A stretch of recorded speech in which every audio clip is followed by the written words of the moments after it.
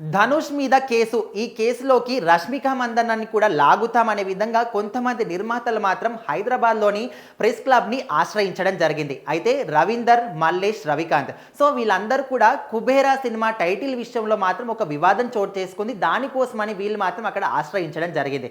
అయితే వీళ్ళు తీస్తున్న సినిమాకి సంబంధించి కుబేరా అనే టైటిల్ని అనుకున్నామని 2023లోనే మేము అక్కడ రిజిస్టర్ చేసుకున్నామని చెప్తున్నారు. కానీ ఇక్కడ శేఖర్ కమ్ముల, ధనుష్, అక్కినేని నాగార్జున, రష్మిక మందన్న వీళ్ళ కాంబినేషన్లో రాబోతున్న సినిమా పేరు కూడా కుబేర్ అనే విధంగా 2024లో వాళ్ళు మాత్రం అక్కడ అంటే రిజిస్టర్ చేసుకోవడం జరిగింది. అయితే ఏ విధంగా చేస్తారు? మేము ముందుగా ఈ ఒక టైటిల్ని అనుకున్నప్పుడు మమ్మల్ని వదిలేసి ఆల్రెడీ ఉన్న టైటిల్ని మీరు ఇంకొకరికి ఏ విధంగా ఇస్తారో, ముందు రిజిస్టర్ చేసుకున్న వాళ్ళకి కదా టైటిల్ ఇవ్వాలనే విధంగా వీళ్ళు నిర్మాతలు ఎవరైతే ఈ వివాదం తీసుకొచ్చారో వాళ్ళు వెళ్ళి అక్కడ అడిగినప్పుడు వాళ్ళు మాత్రం దుర్భాషలు కూడా ఆడడం జరిగిందంట.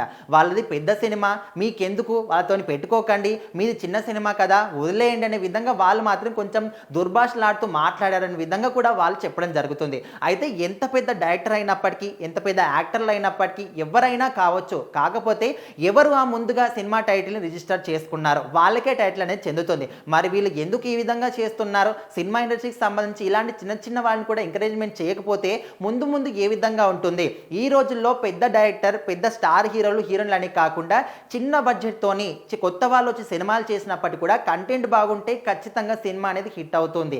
ఎందుకంటే మనము జబర్దస్త్ ఫేమ్ వేణుని చూసుకుంటే బలగం సినిమాతోని తను రీజనల్గా చేసినప్పటికీ కూడా ఈ సినిమా ఎంత పెద్ద హిట్ అయింది, ఎన్ని జాతీయ అవార్డులు సంపాదించుకుంది, ప్రతి ఒక్క గ్రామంలో ఉండే ప్రతి ఒక్క సభ్యుడు కూడా ఈ సినిమా కనెక్ట్ అయ్యి ఆ సినిమాని ఎంత పెద్ద హిట్ చేస్తారో అందరికీ తెలిసిందే. సో మరి ఈ విధంగా చిన్న చిన్న వాళ్ళని ఎంకరేజ్మెంట్ చేస్తూ ఉంటే పెద్దవాళ్ళకు కూడా మంచి పేరు వస్తుంది. కానీ ఇక్కడ చిన్న ఒక టైటిల్ విషయంలో ఆల్రెడీ అంటే ముందుగా ఈ నిర్మాతలు అనేది ఆ టైటిల్ని రిజిస్టర్ చేసుకుంటే తర్వాత వచ్చిన వాళ్ళంటే శేఖర్ కమ్లా కావచ్చు, రష్మిక మందన్న, ధనుష్, నాగార్జున వీళ్ళు పెద్దవాళ్ళు కాబట్టి ఓకే అది ఉంటే ఉందిలే, దాన్ని తీసేస్తాం, మళ్ళీ వాళ్ళకి రిటర్న్గా కేసేస్తాం, కానీ మీరైతే తీసుకున్నాను వీళ్ళకి చెప్పడం ఏంటని వాళ్ళు మాత్రం ఇప్పుడు రిటర్న్గా కేసేస్తాం, మేము ధనుష్ మీద వేస్తాం, కావాలంటే రష్మికను కూడా ఇందులోకి లాగుతాం, నాగార్జున కావచ్చు వీళ్ళందరినీ కూడా ఇందులోకి లాగుతాం, ముఖ్యంగా శేఖర్ కమ్లా కావచ్చు ఎవరైతే ఈ టైటిల్ని వాళ్ళకి ఇచ్చారో వాళ్ళ మీద కూడా మేము కేసేస్తామని వాళ్ళు మాత్రం ప్రెస్ క్లబ్ని ఆశ్రయించడం జరిగింది. సో మరి ఈ వివాదంలో ఎవరికి అనుకూలంగా తీర్పు వస్తుంది? ముఖ్యంగా మనము న్యాయం ప్రకారం చూసుకుంటే